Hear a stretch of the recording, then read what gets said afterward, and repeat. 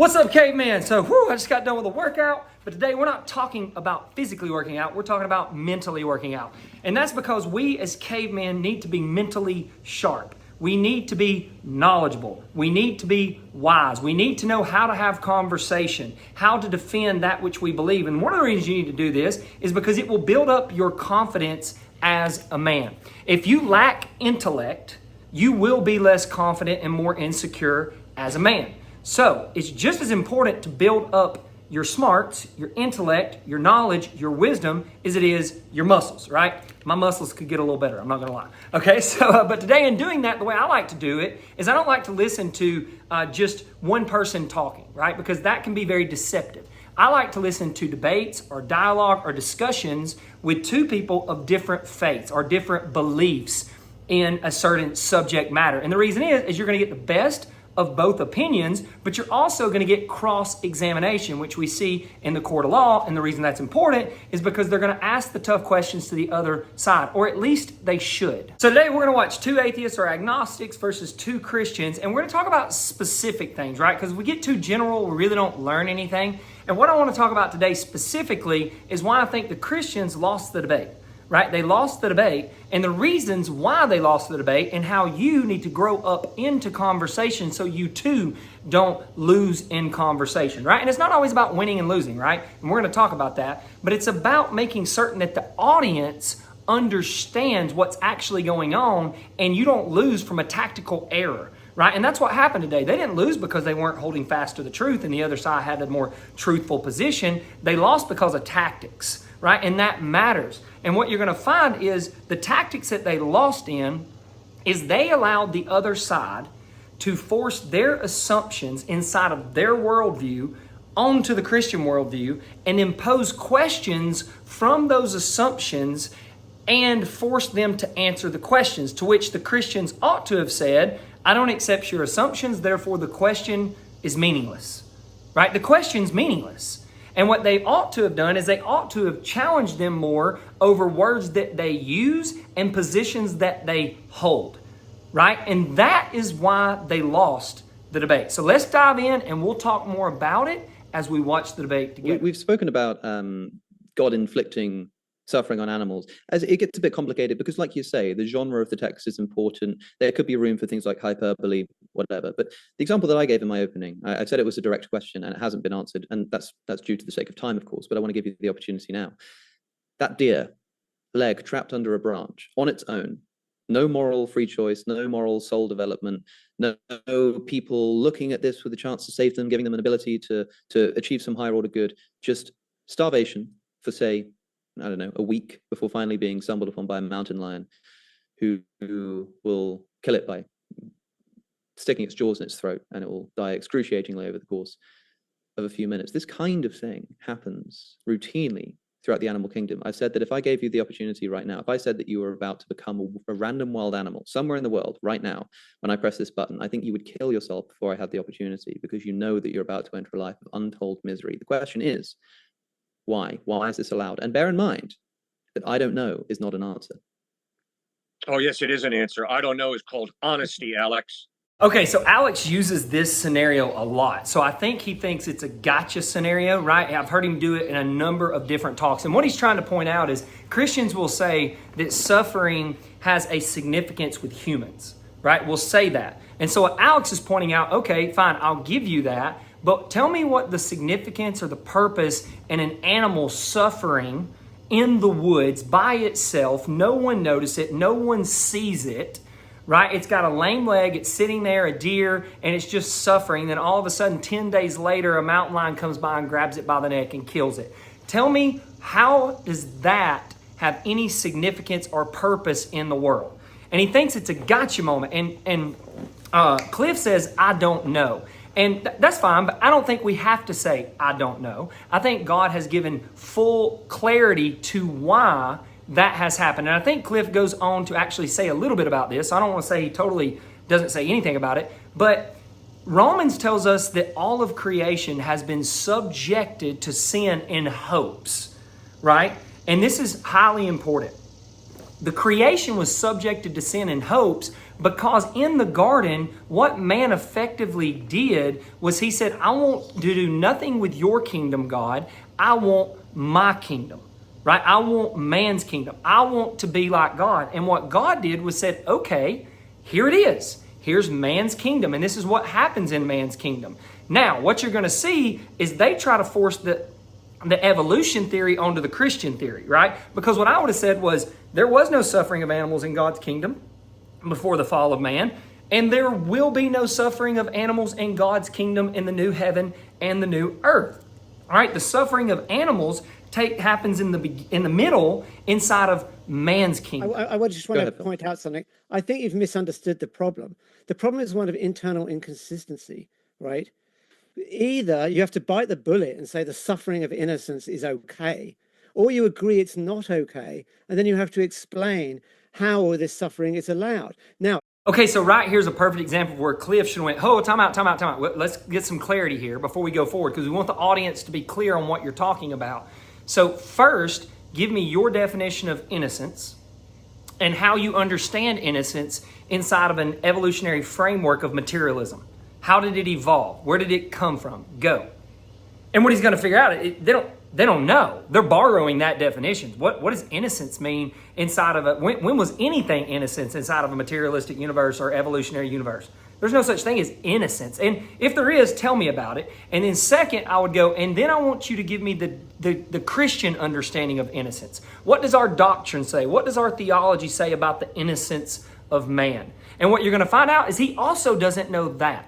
So what I'm pointing out is inside of how he says the world is, the preconditions, the assumptions for how the world began and what it came from, I want to know, how do you understand innocence? Just like how do you understand moral authority or objective morality, right? The two don't equate. And then you're also going to show that you haven't even looked into the thing that you are saying is silly.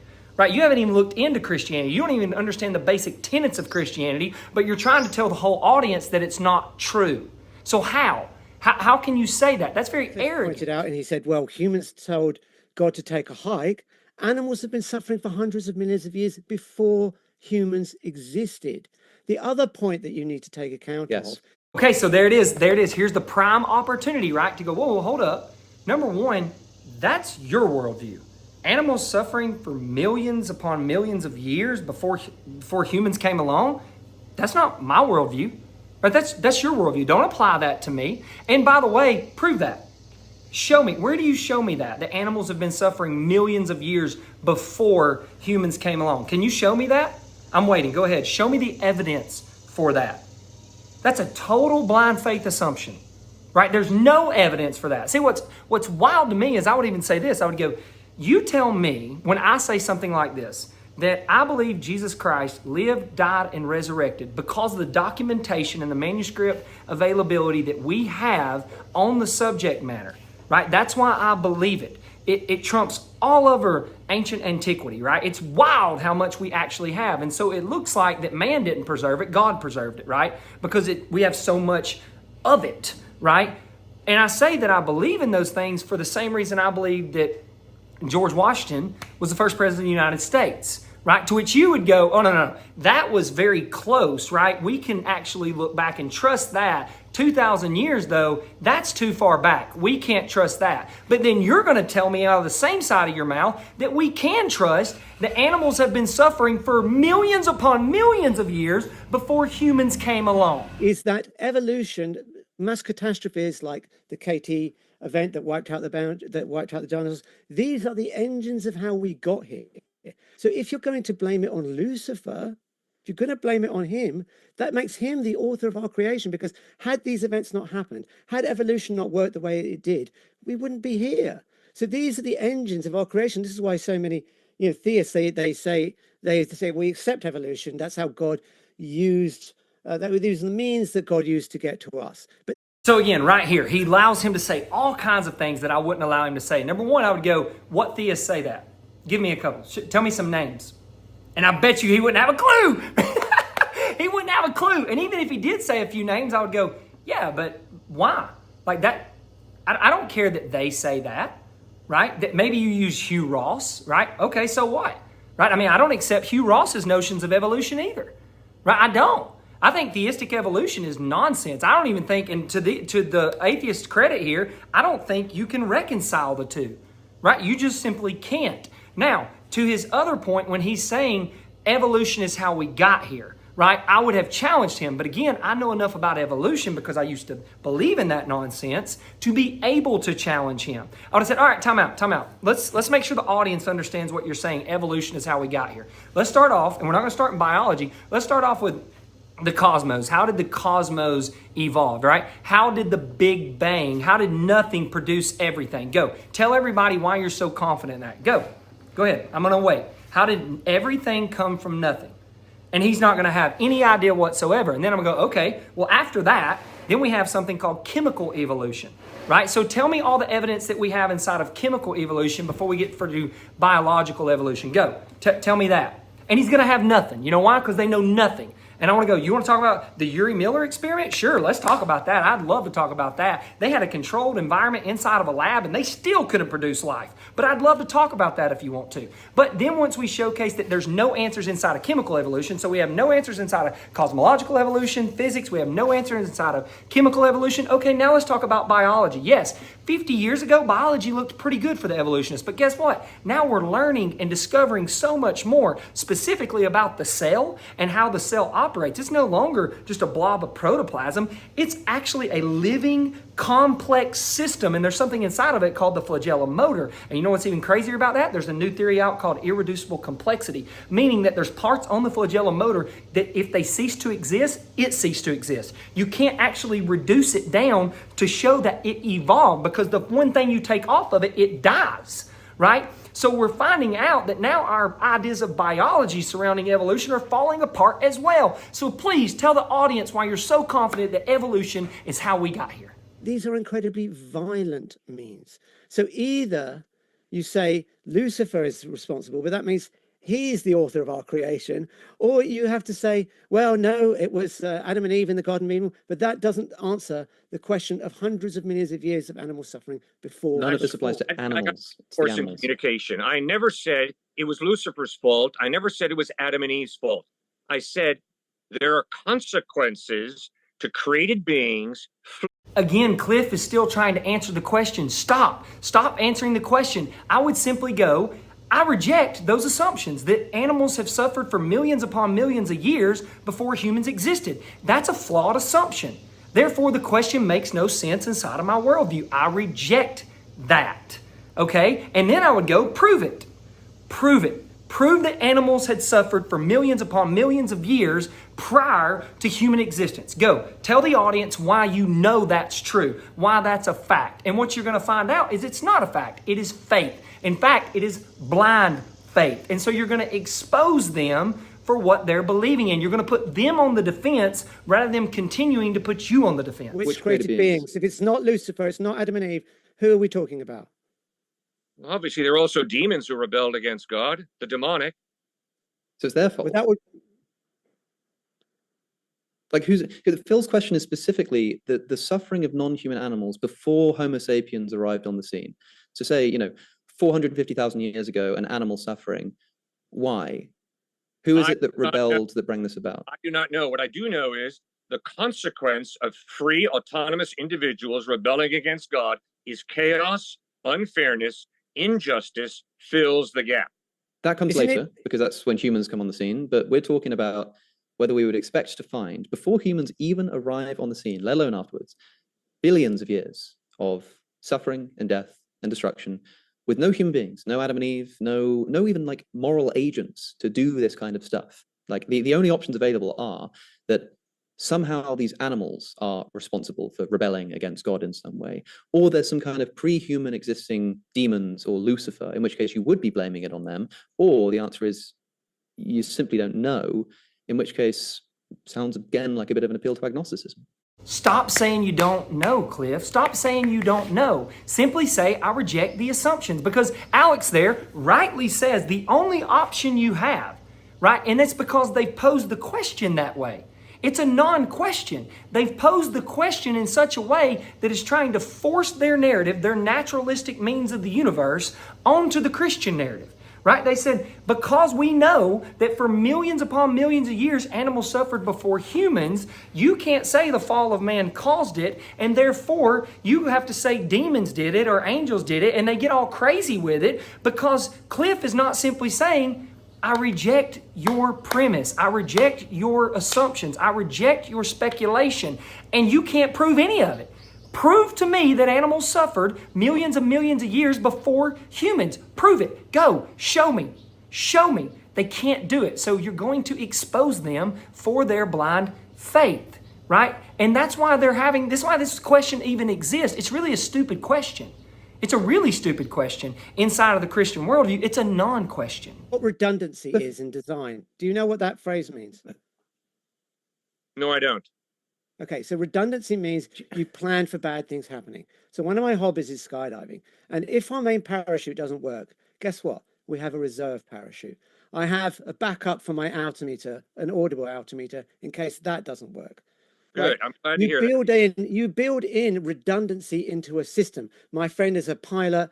They have multiple backups in case things go wrong. Isn't it bad design for God to design a world that is so fragile that if a few creatures rebel, hundreds of millions, no, billions, probably trillions of animals are suffering? Isn't that bad design? Isn't that a lack of redundancy? No engineer would do that.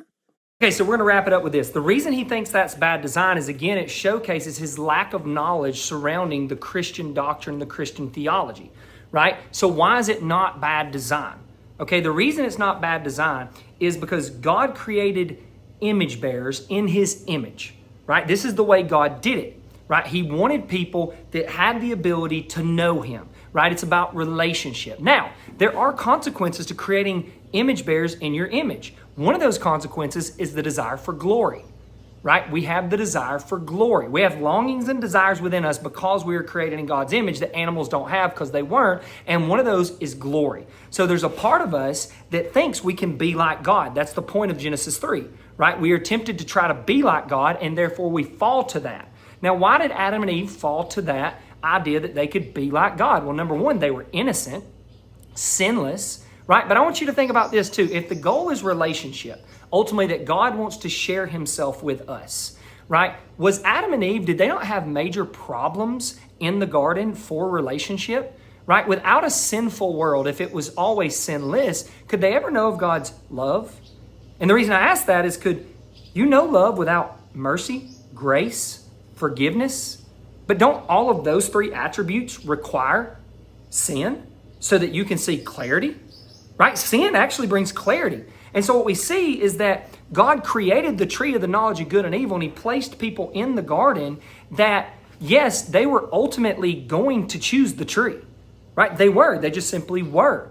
And God's not at fault, although he knew that's what they were going to do. In the same way like this, I could place my children by a freeway, right? Or there could be a freeway. I know, there's a freeway here, and my kids are over here playing because that's where we are, and there's an ice cream truck on the other side of the freeway. My kids don't know death. They don't know danger. They don't know anything yet, right? And I can say, hey, guys, don't ever go over that freeway because it could kill you. Well, they don't really have a concept of death yet, but if you go over it, it could kill you. But they just see a bunch of kids over there having fun eating ice cream. Eventually, they do it, right? They do it. Not because they necessarily want to disobey daddy, right? Although it is disobedience, right? Their knowledge is just not there. It is disobedience, and they know they disobeyed, but it's because they think they want the ice cream, and they value the ice cream more than they value what I had to say, right? And so the tree is kind of like that. Adam and Eve were going to fall into that sin and that temptation. God knew that. Sin was plan A, not plan B, right? And what happened there was Adam and Eve decided to take part in man's world, man's kingdom. They could make a world without God, right? They believed the lie of the devil. You don't need God. You can decide for yourself what is right, wrong, what is good and evil. Whereas God wanted to father them in that. And so now we're in the middle. We're not in the garden, and we're not in the new heaven and the new earth. We're in the middle. And I think all of human history is to show man that it is not good when he rules. It is not good when he plays God. It is not good in his kingdom. And you have all this death, this disorder, this disease, this sickness, this animal suffering, all of those things inside of man's kingdom. But that wasn't in God's kingdom. Again, I reject your assumptions that animals suffered for millions of years before man. I reject that assumption. That's not the way it went down, and you can't prove it. There's zero evidence for it. I believe that it happened at the fall, and I believe that God in his kingdom one day, it is going to be made right. And when we get there, the significant difference between us and Adam and Eve is we are going to know by contrast, and we're going to have clarity, that it's only good for God to rule. And that he is the rightful king, and that when he rules, there is order, there is beauty, there is truth, there is goodness, there is no sickness, there is no death, there is no suffering. And it's good for him to be king. Right? And that is the true picture of the Christian doctrine. So, Alex and Phil, I reject your notion. If you want to ask me a question, I am all ears. But take the time and be charitable to me and actually show the audience that you've done enough in your own thinking about Christianity to know the kind of questions that you ought to be asking, because your goal should be the truth, not to win the argument through tactics. And if your goal is the truth, you ask questions from inside the worldview, not from outside the worldview. The same way that I will ask you questions from inside your worldview, right? So you don't know how it all began because you have no knowledge over the cosmological evolution of the world. How did nothing become everything? You have no idea how chemistry evolved into life, like how we have life from chemistry. You now are finding out that you don't even know how the cell evolved, because irreducible complexity shows that it couldn't have, because if you take something off of it, it ceases to exist. So you don't have any of that, but that's your origin problem. But now, what about meaning? You don't even have meaning. What about morality? You don't even have a good reason why things are right, wrong, good, or evil. There is no morality. So the idea that we live in a moral universe and we seem to be moral people, you can't account for that in your origin story. And ultimately, death, eternity, heaven and hell, right? What happens next after life? Why do humans want to live forever? Why is there something underneath of us that fear death? And we have so many questions and concerns about what happens next. Where did that evolve from? If that's not a part of anything true, where did that come from? Right? It seems to me that the human experience expresses that there's something more after this life, right? So how do you account for that? Put them on the hot seat. They have no answers. And the reason you lost the fight, the reason you lost the debate, is because you did not put them in the hot seat. You did not make them defend anything. They constantly won through tactics of making you defend everything. And even worse, they try to make you answer questions that don't even exist inside of your worldview, but only exist inside of theirs. Love you guys. See you in the next video.